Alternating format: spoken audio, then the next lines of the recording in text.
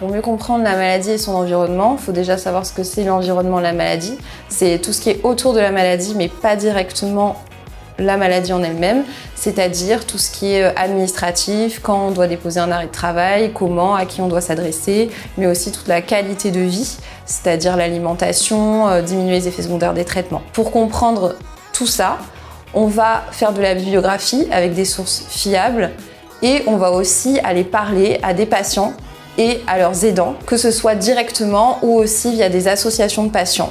On va discuter avec eux, ils vont nous parler de leur vécu, ils vont nous parler de leurs manques et ainsi on va pouvoir cibler leurs besoins au travers des réponses de Vic. Je vais vous donner 2 exemples de Vic sur lesquels j'ai travaillé, notamment Vic Ovaire qui est destiné aux patientes et à leurs aidants touchés par le cancer de l'ovaire. On a travaillé avec une association de patientes qui nous a permis de nous exposer en fait toutes les contraintes auxquelles les patientes étaient confrontées, mais également auxquelles leurs aidants étaient confrontés, notamment les difficultés dans la vie de couple, etc.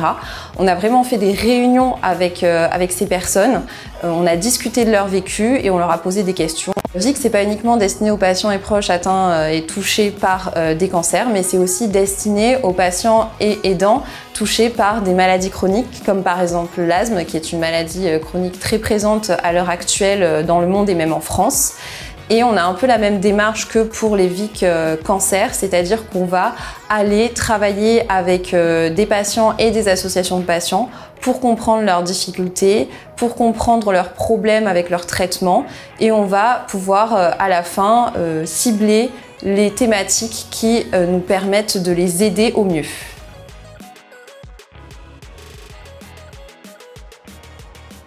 No en todos los países de América Latina existen sitios oficiales del gobierno con la información necesaria para los pacientes.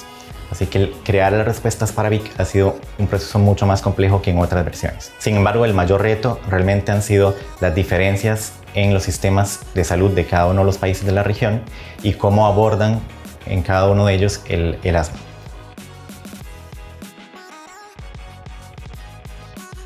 We have to make sure when we attack another market, we have to understand exactly what the patient's needs are, what the medical experts tell us to implement. We also have to make sure that we adapt to the patient's needs and demands in the country. So the challenge in adapting Vic to the United States and its market is meeting patient demands, having the doctor's expertise, the key opinion leaders, making sure that we have the contents that are adapted for the patients in the country in order to have a successful launch and to adapt Vic to the US market.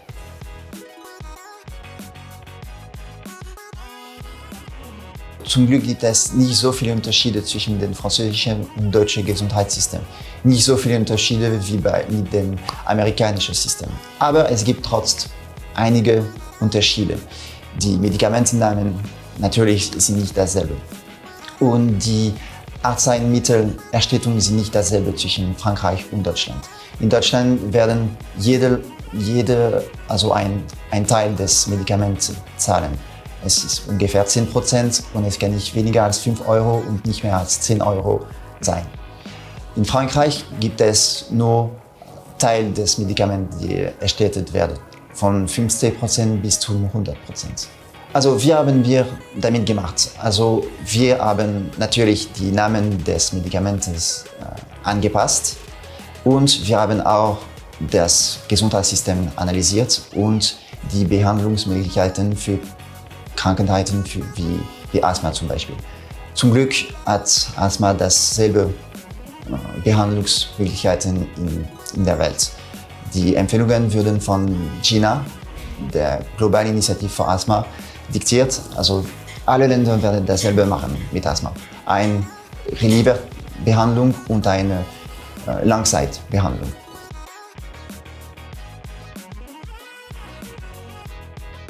Wir machen nicht selbst die Übersetzung unserer Inhalte, aber wir arbeiten mit einer Übersetzungsagentur. Alle Übersetzer sind Ärzte und andere medizinische Fachkräfte. Es war sehr wichtig für uns, dass diese Agentur für die Qualität ihrer Übersetzung anerkannt wird, weshalb unsere Agentur 3 ISO-Zertifizierungen hat. Eine für die Qualitätsmanagement, eine für den Übersetzungsprozess und eine für die medizinischen Geräte.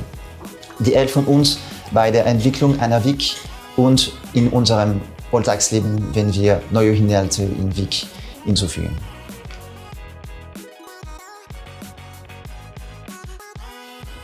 Mon travail, c'est vraiment d'entrer en contact avec les patients, de les identifier, que ce soit à travers les associations de patients qui existent déjà ou à travers même des patients experts, des patients influenceurs qui travaillent pour diffuser leurs connaissances au plus grand nombre. Donc moi, mon travail, c'est vraiment de m'asseoir avec eux, de discuter avec eux, vraiment de les mettre en confiance, de récolter vraiment c'est quoi leur quotidien, comment ils vivent, c'est quoi leurs difficultés, de quoi ils ont besoin. Et ensuite, je vais raconter leurs histoires sur les réseaux sociaux pour vraiment qu'un maximum de patients puissent voir qu'ils ne sont pas seuls en fait, qu'il y a d'autres personnes qui vivent avec ces maladies, qui ont les mêmes défis. Et en plus, souvent, ces patients-là ont appris des choses et peuvent les partager avec des personnes, par exemple, qui sont fraîchement diagnostiquées. L'autre partie de mon travail, c'est de me servir de toute cette connaissance patient, de tous ces besoins patients, pour encore plus améliorer l'application au fur et à mesure de notre développement.